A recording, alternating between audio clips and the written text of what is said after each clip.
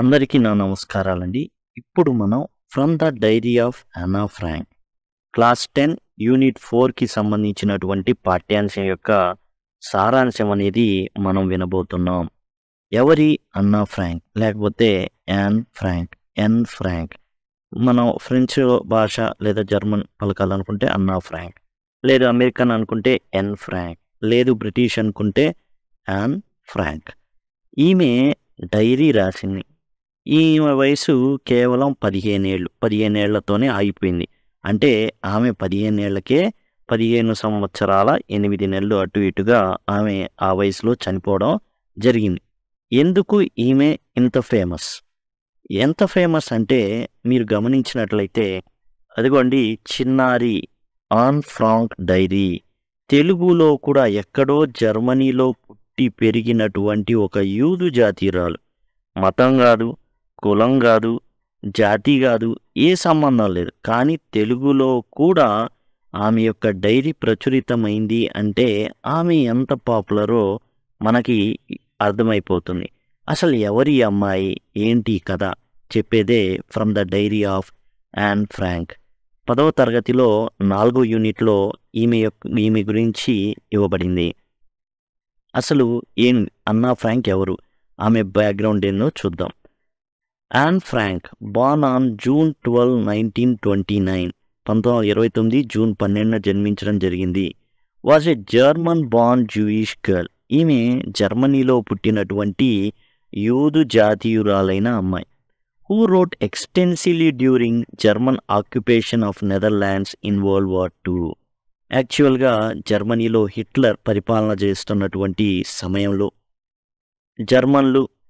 Germany అనేది జర్మన్ల కోసమే అనేసి, వేరే ఏ జాతి వాళ్ళు కూడా అక్కడ ఉండడానికి వీలు లేదని, అంతేకాదు తమ జాతియే ప్రపంచంలో గొప్ప జాతి అని, ప్రపంచంలో ఏలాలి అంటే ప్రపంచాన్ని కేవలం తమ జాతి వల్లనే, జర్మన్ల వల్లనే అది జరుగుతుందని, సాధ్యమని, గొప్పవారని, వారి రక్తం డిఫరెంట్ అని, వారి DNA కూడా చాలా డిఫరెంట్ అని, ఈ విధమైన భావజాలాన్ని జర్మన్లలో నింపి వారందరి చేత మిగతా జాతీయులు ఎవరైతే ఉన్నారో వాళ్ళని పొట్టన పెట్టుకున్నటువంటి కిరాతకుడు హిట్లర్ అన్నమాట.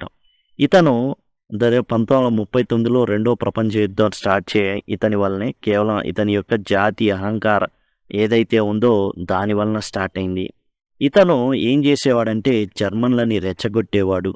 తమ దేశంలో ఉంటున్న పరాయి జాతి వాళ్ళని, వేరే జాతి వాళ్ళని ఏం చేసేవాళ్ళంటే సింపుల్గా చంపేసేవాళ్ళు. పెద్ద కేసులు అవన్నీ ఉండేవి కావు. తమ పత్రికల్లో కూడా గొప్పగా రాయించుకునేవాడు. ఈ విధంగా జరుగుతున్న రోజులు అన్నమాట. ఆ రోజుల్లో ఈమె యూదు జాతీయురాలు. ముఖ్యంగా హిట్లర్కి యూదులంటే చిన్నప్పటి నుంచి కూడా చాలా కసి, అంటే కోపం, విపరీతమైన కోపం. ఎంత కోపం అంటే తాను చిన్ననాటి ఎలా ఆ కోపం అనేది వచ్చింది అంటే, తాను పెయింటింగ్ అంటే చాలా ఇష్టం హిట్లర్కి. తాను పెయింటింగ్ పోటీలకు వెళ్తే అక్కడ ఫస్ట్, సెకండ్, థర్డ్ ఈ విధంగా వరుసగా యూదులే ఉంటారు. చాలా టాలెంటెడ్ పర్సన్, హార్డ్ వర్కింగ్ని నమ్ముకునేటటువంటి జాతి యూదు జాతి అనమాట. ఇలా చిన్నప్పటి నుంచే తనలో విషబీజాలు అనేది, అరే నేను ఫస్ట్ రాకుండా అడ్డుకున్నది యూదులే, కాబట్టి ఈ యూదులు అసలు ఈ జర్మనీలో ఉండకూడదు అనేసి ఇతను ఏం చేశాడంటే చిన్నప్పటి నుంచి వారి పట్ల పగని పెంచుకున్నాడు. పెద్ద అయిన తర్వాత అది విషవృక్షంలాగా తయారైంది. తాను నాయకుడుగా ఈ విష బీజాల్ని నాటే ఎదిగాడు. జర్మనీలు కూడా ఈ విషయాన్నే పంచాడు. వారు కూడా ఈ యూదుల్ని పట్టి ఇవ్వడం మొదలుపెట్టారనమాట. ఈ విధంగా పట్టిస్తూ ఏం చేస్తారంటే వాళ్ళని కొన్ని చోట్లకి తీసుకెళ్ళి కాల్చి చంపేసి పూడ్చిపెట్టేవాళ్ళు. మొదట్లో అది చాలా కష్టంగా ఉండేది. అందుకని కాన్సన్ట్రేషన్ క్యాంపుల్లో పెట్టి వాళ్ళని కుళ్ళి కృషించి చనిపోయేటట్టు చేశారు. అది కూడా అది కూడా అతని కోపాన్ని తగ్గించలేదు. తర్వాత కాన్సన్ట్రేషన్ క్యాంపులు, గ్యాస్ ఛాంబర్స్ అనేది పెట్టేవాడు. అంటే ఒక గదిలో కొన్ని వేల మంది నుంచేసి విషవాయువుని వదిలేవాడు అనమాట. దాంతో అందరూ చనిపోయేవాళ్ళు. దాన్ని అట్లానే శ్మశానంగా వదిలేసేవాళ్ళు అనమాట. ఆ విధమైన నీచమైనటువంటి మారణ హోమానికి ఇదంతా కూడా దేశభక్తి అని జర్మన్లు భావించడం మొదలుపెట్టారు. కానీ తర్వాత ప్రపంచం నివ్వెరపోయి ప్రపంచమే జర్మనీ మీద దండెత్తి ఓడించేదాకా కూడా 1945లో హిట్లర్ తనకు తాను చంపుకునేదాకా కూడా ఈ మారణ హోమం అనేది కొనసాగింది. ఇక ఇలాంటి పరిస్థితుల్లో 1929లో జన్మించింది. అండ్ జర్మనీలో హిట్లర్ వచ్చాడు. తన పరిపాలన కొనసాగుతుంది. నెదర్లాండ్స్కి వీళ్ళు పారిపోయారు. జర్మనీ నుంచి పారిపోయి నెదర్లాండ్స్ ఏదైతే ప్రాంతం ఉందో ఆ ప్రాంతంలో ఉన్నారు. ఆమ్స్టర్డామ్ ప్రాంతానికి పారిపోయారు. అయితే ప్రపంచ యుద్ధంలో ఆ ఆమ్స్టర్డామ్ ప్రాంతాన్ని కూడా హిట్లర్ ఏం చేశాడంటే ఆక్రమించాడు. ఈ ఫ్యామిలీ పాపం బతుకు జీవుడా అనుకొని ఎక్కడెక్కడికో పరిగెడతా మొత్తానికి ఆమ్స్టర్డామ్ చేరుకుంటుంది. Escape Nazi persecution. వీళ్ళ యొక్క ఏదైతే చంపడాలున్నాయో బాధించడాలున్నాయో వాటి నుంచి తప్పించుకొని పెద్ద పెద్ద శాస్త్రవేత్తలే భయపడి పారిపోయిన సందర్భాలన్నమాట. ఐన్స్టీన్ కూడా అమెరికాకు పారిపోవాల్సి వచ్చింది. But became trapped when the occupation extend in to Netherlands. ఇప్పుడు యాన్ ఫ్రాంక్ వాళ్ళు ఏంటంటే వాళ్ళు జర్మనీ నుంచి పారిపోయి నెదర్లాండ్స్కి వెళ్ళారు. అయితే ప్రపంచ యుద్ధం కారణంగా ఆ ప్రాంతాన్ని కూడా హిట్లర్ ఏం చేశాడంటే ఆక్రమించాడు. ఇంకా వీళ్ళు ట్రాప్ అయిపోయారు. ఎక్కడికి వెళ్ళడానికి లేదు, చుట్టూ జర్మన్లే. ఇక బిక్కుమని 2 సంవత్సరాల పాటు వాళ్ళు దాక్కొని జీవించాల్సిన పరిస్థితి ఏర్పడింది ఆమ్స్టర్డామ్లో. In July 1942 as persecution against Jews increase. 1942 జూలైలో ఇది ఇంకా ముదిరిపోయింది. Anne's family went into hiding in hidden rooms in her father Otto Frank's office building. ఈ ఆమ్స్టర్డామ్లోని వాళ్ళ ఫాదర్ పనిచేసేటటువంటి ఒక బిల్డింగ్లో తలదాల్చుకున్నారు వీళ్ళు. ఎన్నేళ్ళు అంటే 2 ఏళ్ల పాటు అక్కడే చాలా బిక్కుమని వీళ్ళతో పాటు మొత్తం ఒక నలుగురు అక్కడ జీవించడం అయితే జరిగిందనమాట. ఈ అమ్మాయి వాళ్ళ అక్క కావచ్చు వీళ్ళందరూ కూడా. అయితే వీళ్ళని మరి 2 ఏళ్ల పాటు ఓ చోట దాక్కొని ఉంటే ఎవరికి తెలియదా? ఖచ్చితంగా తెలుస్తుంది. After 2 years in hiding the group was betrayed. వీళ్ళని ఎవరో పట్టించారు, ఎవరో టిప్పిచ్చారు ఇక్కడ యూదులు ఉంటున్నారనేసే. దాంతో వీళ్ళని తీసుకెళ్ళిపోయారనమాట. Transported to concentration camp system. Anne and her sister Margot died of typhus in Bergen Belsen within days of each other in February or March 1945. ఇక 1945లో ఏం జరిగిందంటే వీళ్ళని కాన్సన్ట్రేషన్ క్యాంపులకి అయితే తరలించారు. యాక్చువల్గా మనం చూసినట్లయితే ఇంతకు ముందే తరలించారు. చనిపోవడం అయితే 1945 ఫిబ్రవరి కానీ మార్చిలో కానీ చనిపోవడం అయితే జరిగింది. ఎలా జరిగింది? కాన్సన్ట్రేషన్ క్యాంప్స్ అంటే అందరినీ ఒకే చోట పడేస్తారని. అందరినీ ఒకే చోట పడేయడం వల్ల ఏం జరుగుతుంది అంటే అక్కడ వ్యాధులు ప్రబలిపోయి అసలు దరిద్రమైన పరిస్థితి. అక్కడే తినడం, అక్కడే అన్నీ. ఒకసారి ఊహించండి, ఎన్ని బ్యాక్టీరియల్ రోగాలు. అంతా శుభ్రంగా ఉంటేనే జలుబులు చేస్తాయి, దగ్గులు ఉంటాయి, వ్యాధులు వ్యాప్తి. అలాంటిది అందరూ ఒకే చోట ఉన్నట్టే అర్థం చేసుకోండి ఎలా ఉంటుందో. వీళ్ళు టైఫస్ బారిన పడి బ్యాక్టీరియల్ రోగం అనమాట. అది బ్యాక్టీరియా కలిగజేసేటటువంటి వ్యాధితో బాధపడి అక్కా చెల్లెలు ఇద్దరు కూడా కొద్ది సమయం అటు ఇటుగా చనిపోవడం అయితే జరుగుతుందన్నమాట. అయితే ఈమె ఎందుకు ఫేమస్ అంటే ఈమె తాను ఆ యొక్క ఒంటరిగా ఉంటున్న కాలంలో ఈమె 15 సంవత్సరాల 8 నెలలకు చనిపోయింది. 13వ ఏట తనకి గిఫ్ట్గా, తన బర్త్డే గిఫ్ట్గా వాళ్ళ కుటుంబం ముఖ్యంగా వాళ్ళ డాడీ ఏం చేస్తారంటే డైరీని గిఫ్ట్ ఇవ్వడం జరుగుతుంది. ఆ డైరీని ఆమె 1942 నుంచి రాయడం స్టార్ట్ చేస్తారు. ఎప్పుడైతే రాయడం స్టార్ట్ చేస్తారో ఈ విషయాలను రాస్తూ తాను ఒంటరిగా ఉండేటటువంటి ఆ 2 సంవత్సరాలు కూడా ఆ డైరీలో రాయడం అనేది జరిగింది. ఈ 1945లో హిట్లర్ చనిపోయిన తర్వాత తనకు తాను ఆత్మహత్య చేసుకొని చనిపోతాడు. అప్పుడు వాళ్ళ నాన్నగారు ఆన్స్ ఫాదర్ ఒట్టో ఫ్రాంక్ ఏం చేస్తాడంటే only survivor in the family అండి. ఆ కుటుంబంలో 9 ఉంటే ఆ 9లో బతికేది ఒక తండ్రి మాత్రమే బతుకుతాడు. Otto Frank return after the war ended and found her diary safe. అయితే ఎవరైతే ఆ పాప రాసినటువంటి డైరీని ఈయన కనుక్కుంటాడని, కనుక్కొని ఇప్పుడు తండ్రికి పాప యొక్క శవం ఆడుందో తెలీదు, ఏం తెలీదు. ఇప్పుడు యాన్ ఫ్రాంక్ని చూడాలన్నా కేవలం ఒకే ఒక్క వీడియో ఉంటుందండి. కిటికీ నుంచి ఏదో ప్రొసెషన్ ఊరేగింపు వెళ్తుంటే కిటికీ నుంచి తొంగి చూస్తుంది. ఒక 3 సెకండ్ల వీడియో మాత్రమే యాన్ ఫ్రాంక్ది అందుబాటులో ఉంది. ఇక తండ్రికి కేవలం ఈ డైరీయే సర్వస్వం.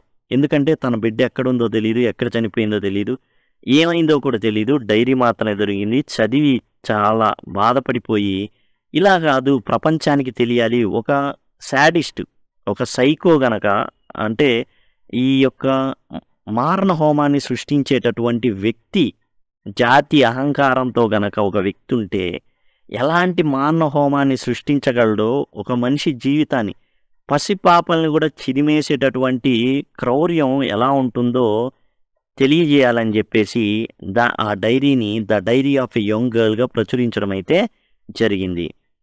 ఈ డైరీలో అంశాలు అనేవి చాలామందిని ఆలోచించేటట్లు చేశాయి. Given to her on her 13th birthday 13వ ఏట ఇది గిఫ్ట్గా ఇవ్వబడింది. ఈ యాన్ రాసినటువంటి డైరీ 1942 నుంచి ఆగస్టు 1, 1944 వరకు ఆ పీరియడ్ మొత్తాన్ని కూడా కవర్ చేసింది ఆ డైరీలో. It provides a detailed account of daily life in hiding. ఆమె దాక్కున్నప్పుడు ఆ 2 సంవత్సరాలు చాలా డీటెయిల్డ్గా ఆ డైరీలో రాయడం అయితే జరిగింది. Has been translated into many language, అనేక భాషల్లో. తెలుగులో కూడా మీరు చూశారు కదా, అదిగోండి ఇది తెలుగులో ఉన్నటువంటి పుస్తకం. మీకు బుక్ షాప్స్లో వాటిలో దొరుకుతూ ఉంటాయి. చదవాలనుకుంటే చదవచ్చు. వరల్డ్స్ మోస్ట్ వైడ్లీ రెడ్ బుక్గా అయిందండి. అంటే ప్రపంచంలో చాలామంది ఈ పుస్తకాన్ని చదవడం అయితే జరిగింది. ఈ పుస్తకాన్ని బేస్ చేసుకొని, డైరీని బేస్ చేసుకొని ఎన్నో సినిమాలు, సీరియళ్ళు, ఆ తర్వాత డ్రామాసు, సంగీత నాటకాలు. ఒపేరా అంటే సంగీత నాటకాలు, అంటే స్టార్టింగ్ నుంచి ఎండింగ్ వరకు మ్యూజిక్, బ్యాక్గ్రౌండ్ మ్యూజిక్, ఏదో మన డ్రామాలు ఉంటాయి కదా అంటుంటారు అని సాగుతూనే ఉండిద్ది. Described as a work of mature and insightful mind. జనరల్గా యాన్ ఫ్రాంక్ తన డైరీలో రాసుకునేటప్పుడు అసలు ఒక 13 ఏళ్ల అమ్మాయి ఎవరైతే రాస్తున్నారో ఆ అమ్మాయి యొక్క ఆలోచనలు ఎవరు అంగీకరించరు. ఆమె ఆలోచన భావాల్ని కనీసం నేనైనా అంగీకరించను, ఈ ప్రపంచం అంగీకరించదు. కాకపోతే నాకెవరు ఫ్రెండ్ లేరు కాబట్టి డైరీ రాసుకుంటున్నాను అనేసి రాయడం అయితే జరుగుతుంది. ఈ డైరీ మొత్తం తాను రాసింది, తాను ఎప్పుడైతే దాక్కుందో, నాజీలు ఎప్పుడైతే తమ ప్రాంతాన్ని ఆక్రమించారో ఆ టైం నుండి కూడా తాను ఏం చేస్తుంది అంటే ఈ మొత్తం విషయాల్ని డైరీతో పంచుకుంటుంది. ఎందుకంటే ఎలాంటి ఫ్రెండ్ అనేది లేదు. హోలోకాస్ట్ అంటే మారణ హోమం అనమాట. ఎక్కడ దొరికితే అక్కడ వాళ్ళని యథేచ్ఛగా చంపేసేవాళ్ళు. ముందు ఎట్లా చంపేవాళ్ళు అంటే తుపాకులతో చంపేవాళ్ళు. తర్వాత అసలు వీళ్ళ కోసం తుపాకీ గుండు కూడా ఎందుకు వేస్ట్ చేయాలి, వీళ్ళని విచిత్రమైన శిక్షలకు గురి చేసి సులభంగా ఎలా చంపొచ్చు అంటే ఇవన్నీ కూడా వాళ్ళని చంపి గోతులు తవ్వి పూడ్చిపెట్టడం ఇవన్నీ అవసరమా, ఎలా చంపాలి, అలా కొత్త విధానాల్లో చంపడం అనేది హిట్లర్ యొక్క పైశాచిక ఆనందంలో ఒక పార్ట్ అయిపోయిందనమాట. ఇక డైరీ విషయాలు చూస్తే యాన్ ఫస్ట్లో రాస్తుంది. అయితే మనకి ఆమె దాక్కున్న టైంలో ఏదైతే జరిగిందో అవేమీ మనతో పంచుకోవాలి. జస్ట్ ఆమె బిగినింగ్ ఆఫ్ ది డైరీ ఏం రాసుకుంది అనేది మాత్రమే మనకి ఈ డైరీ ఆఫ్ యాన్ ఫ్రాంక్లో ఇవ్వడం అయితే జరిగిందనమాట. An starts writing in a daily feeling the need to express her self and lacking A true friend. తనకు ఒక మంచి ఫ్రెండ్, నిజమైన ఫ్రెండ్ అనేవాడు లేడని, అందుకే డైరీయే ఫ్రెండ్ అని డైరీ పేరుని కిట్టీగా పెట్టుకుంటుంది. మై డియరెస్ట్ కిట్టీ అనేసి ఆమె డైరీ రాయడం అయితే జరుగుతుందన్నమాట. ఇందులో మొట్టమొదటే చెప్తుంది, నేనేదో నా గతం అంతా బయోగ్రఫీ రాయాలని కాదు, డైరెక్ట్గా ఇక్కడే నేను జంప్ చేసేస్తే ఎవరికి అర్థం కాదు కాబట్టి నేను నా ఫ్యామిలీ గురించి చెప్తాననేసి ఫస్ట్లో తన ప్రేమించే తండ్రి గురించి, తండ్రి ఎలా మ్యారేజ్ చేసుకున్నారు 36 ఏళ్ల సమయంలో తన తండ్రి పెళ్లి చేసుకోవడం, అప్పుడు తన తల్లికి 25 ఏళ్ళని, తల్లి ఇద్దరు కూడా హాలాండ్కి వెళ్ళిపోవడం, ఉద్యోగరీత్యా కానివ్వండి దేనికైనా కానీ వెళ్ళిపోవడం, అక్కడికి చిన్నగా వీళ్ళిద్దరూ చేరడం, అక్క చేతిలో తాను ఒక బహుమతిగా, ఏంటంటే అక్కకి బహుమతిగా అదిగో నీ చెల్లెలుని ఆడుకోమ్మా అని అక్కకి ఇచ్చినట్టుగా, ఈ విధంగా తన స్కూలు ఏదైతే ఉందో తాను మాంటెసరీ స్కూల్లో జాయిన్ అవ్వడం, అక్కడే 1వ క్లాస్ నుంచి 6వ క్లాస్ వరకు అక్కడే చదవడం, మిసెస్ కూప్రెస్తో ఆమె యొక్క అనుబంధం, ఇవన్నీ కూడా ఆమె చర్చించడం జరిగింది. జూన్ 20, 1942న డైరీ ఎంట్రీ అనేది జరిగింది. డెడికేట్ చేస్తున్నాను అనేసి marking the present day in June 20, 1942 start చేస్తుందన్నమాట. డెడికేట్ చేస్తున్నాను నేను డైరీని అంటే ఆ రోజు నుంచి స్టార్ట్ చేయడం అయితే జరిగిందనమాట, రాయడం అయితే జరిగింది. తన క్లాస్ చదువుకునేటప్పుడు ఎలాంటి పరిస్థితులు ఉన్నాయో కూడా వివరిస్తుందన్నమాట. And discusses the anxiety within her class regarding the upcoming decision on who will move up to next form by the teachers. అయితే ఇక్కడ తాను చదువుకునే టైంలో 6వ తరగతి వరకు అయిపోతుంది, నెక్స్ట్ జాయిన్ అవుతుంది. అండ్ టీచర్లు ఇప్పుడు పిల్లలు ఎండ్ అవుతుంది, ఎవరు ముందు క్లాసులకు వెళ్తారో కొంతమంది ఆ క్లాస్లోనే చదవాల్సి ఉంటుంది. దరిదాపులుగా 25% ఆ క్లాస్లోనే స్టూపిడ్స్ ఉన్నారు. వీళ్ళంతా కూడా ఆ క్లాస్లోనే కొనసాగుతారు అని యాన్ ఫ్రాంక్ అభిప్రాయపడుతుందనమాట. చాలామంది పిల్లలు అరే నువ్వు వెళ్ళిపోతావురా, అరే కాదురా నువ్వు వెళ్ళిపోతావురా, అరే నువ్వు ఫర్దర్ క్లాస్కి వెళ్తావురా అని డిబేట్ చేసుకుంటే వీళ్ళ కోపం వచ్చింది. అంతేకాదు పందాలు కూడా కాసుకుంటారు. వాళ్ళ సెలవుల్లో వాళ్ళు కూడబెట్టుకున్న డబ్బులన్నీ కూడా పందాలు, అరే నేను ఈ క్లాస్లోనే ఉంటాను రా బిట్రా, అరే నువ్వు కాదురా నువ్వు ఖచ్చితంగా పాస్ అవుతావురా. ఇలా ఖచ్చితంగా చెప్పగలరా అంటే టీచర్లు ఏం చేస్తారో అంత చిక్కని వాళ్ళు ఏదైనా చేయొచ్చు. ఎవరు క్లాసుల్లో ఉంటారో ఎవరు ముందు తరగతిలోకి వెళ్తారో ఎవరికి తెలియదని యాన్ ఫ్రాంక్ అభిప్రాయపడుతుంది. అయితే యాన్ ఫ్రాంక్ ఒక చాటర్ బాక్స్, అంటే ఎప్పుడు మాట్లాడుతూనే ఉంటుంది, గలగల గలగల మాట్లాడుతూ ఉంటుంది, అస్సలు ఆగదు. దాంతో మ్యాథ్స్ టీచర్ కేసింగ్కి చాలా చాలా ఇబ్బందికరంగా ఉంటుంది. మ్యాథ్స్ చెప్పేటప్పుడు చాలా ఇబ్బందిగా ఉంటుంది. అందుకని కేసింగ్ ఏం చేస్తాడంటే ఈ అమ్మాయిని హోంవర్క్ ఎక్స్ట్రా హోంవర్క్ ఇస్తాడు. ఎస్సే ఆన్ చాటర్ బాక్స్ రాయమంటాడు. అంటే వసపిట్ట గలగల ఆడేటటువంటి పెట్టే ఇలా అనమాట. వసపిట్ట మాట్లాడుతూ ఉంటారు, ఎప్పుడు ఏదో ఒకటి మాట్లాడుతూనే ఉంటారు. ఏ విషయం చెప్పినా మాట్లాడతారు, తెలిసినా తెలియకపోయినా అబద్ధమైన వాళ్ళ ఇష్టం మాట్లాడుతూనే ఉంటారు. వసపిట్ట మీద గలగల మాట్లాడే పిట్ట మీద రాయమన్నారు. అప్పుడు రాసిద్దనమాట. ఏంటంటే చాటర్ బాక్స్ మీద పిల్లలకి ముఖ్యంగా స్టూడెంట్స్కి మాట్లాడే హక్కు ఉంటుంది. ఎప్పుడు వాళ్ళు మాట్లాడాలనేది ఒక రైట్ వాళ్ళకి. కాబట్టి నేను మాట్లాడుతున్నాను. అయితే నేను వీలైనంతగా ఈ మాట్లాడడాన్ని తగ్గించుకుంటాను. ఈ మాట్లాడకుండా ఉండడానికి తెగ ట్రై చేశాను కానీ నా వల్ల కావట్లేదు. కారణం ఏంటంటే ఇది వారసత్వ లక్షణం అనే విషయాన్ని గమనించాను. మా అమ్మ కూడా విపరీతంగా మాట్లాడేదంట. ఆమె లక్షణాలు నాకు రావడం వల్ల మీకు కొంచెం ఇబ్బంది పెడుతున్నాను మాస్టారు అని కేసింగ్కి రాసినప్పుడు ఆయన ఆశ్చర్యపోతాడు, కొంచెం కన్విన్స్ అవుతాడు. అయితే ఇంకా ఈ అమ్మాయి మాట్లాడడం కొనసాగించేసరికి సెకండ్ ఎస్సే ఇస్తాడు, యాన్ ఇన్కారిబుల్ చాటర్ బాక్స్, అంటే ఏమాత్రం మారనటువంటి వసపిట్ట అనేసి అంటుంటారు. వస ఎక్కువ పోసారా నీకని మాట్లాడుతుంటే వసపిట్ట ఏమాత్రం మారని వసపిట్ట మీద ఎస్సే రాయమని చెప్తాడు. ఈ అమ్మాయి రాస్తుంది, మరలా మాట్లాడడం జరుగుతుంది. మూడోసారి ఏమంటాడంటే ఏంది నువ్వు క్వాక్ క్వాక్ క్వాక్ లాగా ఎప్పుడు కూడా బాతు పిల్లలు క్వాక్ క్వాక్ క్వాక్ అన్నట్టు నువ్వు కూడా ఎందుకు మాట్లాడుతూనే ఉంటావు, గలగల గలగల క్లాస్ చెప్తున్నాను నువ్వు మాట్లాడుతూ ఉంటావు, కాబట్టి quack quack quack said misters chatter box అనేసి నువ్వు దీని మీద ఒక ఎస్సే రాయమంటారు, లేదా ఏదైనా రాయమంటాడు. దాని మీద ఇది ఇచ్చేసి రాయమంటాడు, కేసింగ్ రాయమంటాడు. కేసింగ్ ఎందుకు రాయమంటాడు అంటే ఏదో విధంగా ఈ అమ్మాయిని ఇరుక్కుని పెట్టాలని, నవ్వుల పాలు చేయాలని. అయితే ఈ అమ్మాయికి సానా అనేటటువంటి ఫ్రెండ్ ఉంటుంది. ఆ అమ్మాయి ఏం చేస్తుంది అంటే తనకి దీన్ని పోయం రూపంలో ప్రజెంట్ చేసే విధంగా సాయం చేస్తుందన్నమాట. అయితే మూడోసారి సానా సహాయంతో పోయం రాయడం జరుగుతుంది. Quack quack quack said mister chatter box అనేసి రాయడం జరుగుతుంది. దీని యొక్క సారాంశం ఏంటంటే ముగ్గురు పిల్లలు ఉంటారు, బాతు పిల్లలు. ఈ బాతు పిల్లలు ఎప్పుడు కూడా క్వాక్ క్వాక్ క్వాక్ అంటుంటాయి. అందుకని తండ్రి ఎవరైతే హంస తండ్రి అనమాట, బాతు తల్లి అనమాట, ఈ హంస ఈ ముగ్గురిని కొరికి చంపేసిద్ది అనేసి ఇది సారాంశం, ఆ పోయం యొక్క సారాంశం అనమాట. దీంతో మిస్టర్ కేసింగ్ చాలా క్రియేటివ్గా రాసావు అనేసి మెచ్చుకొని తర్వాత క్లాసులో వాళ్ళకి మిగతా క్లాసు ఏ క్లాస్కి వెళ్తే ఆ క్లాస్కి యాన్ ఫ్రాంక్ యొక్క గొప్పతనాన్ని అదిగో ఇలా రాసిందనేసి చక్కగా అందరికి చెప్పడం జరిగింది. అంతేకాదు కేసింగ్లో మార్పు వచ్చింది. యాన్ ఫ్రాంక్ మాట్లాడుతున్నా కానీ ఈ పిల్లకి ఇంతేరా అంతే వదిలేయడం మంచిది అనేసి నిర్ణయానికి వచ్చేస్తాడు కేసింగ్ అనమాట. ఈ విధంగా ఎంతో చక్కగా ఆనందంగా బ్రతుకుతున్న అమ్మాయి జీవితాన్ని కేవలం 15 సంవత్సరాల 8 నెలలు ముఖ్యం మొత్తం మనం చూసినట్లయితే అంతలోనే తన జీవితాన్ని ఒక రాక్షసుడు తన యొక్క రాక్షస పాలనలో ఏం చేశాడంటే చిదిమేయడం. ఇలాంటి చాలామంది లక్షల్లో చనిపోయారు, వేలల్లో కాదు లక్షల్లో చంపేశారు. ఈ విధంగా ఎంతోమందిని, అంటే తెలిసి గవర్నమెంట్ లెక్కలు వేరు, మామూలు లెక్కలు వేరు. కాబట్టి ఈ విధంగా ఎంతోమంది తమ ప్రాణాలను అయితే కోల్పోన్నారు. ఆ మారణ హోమాన్ని ఏంటంటే బయట సమాజానికి వాళ్ళు చేసినవి ఎక్కడ బయటికి రాకుండా అంతా ఏం చేశారంటే తగలబెట్టేయడం, ఏది బయటికి రానిలా. ఆఖరికి న్యూస్ పేపర్స్లో కూడా గోబెల్స్ అనే వ్యక్తి చాలా మంచిగా ప్రచారం చేయించేవాడు.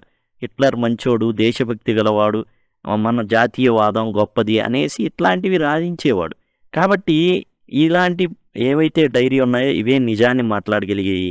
అలాంటిది 15 ఏళ్ల అమ్మాయి రాసేటప్పటికి ప్రపంచం అంతా కూడా ఈ పుస్తకాన్ని చదవడం అయితే మొదలుపెట్టిందనమాట. అదిగోండి మీరు చూస్తున్నారు కదా, ఈ అమ్మాయే యాన్ ఫ్రాంక్. ఇదండి టోటల్గా ఏదైతే from the diary of Anne Frank యొక్క సారాంశం. Thank you, thanks a lot.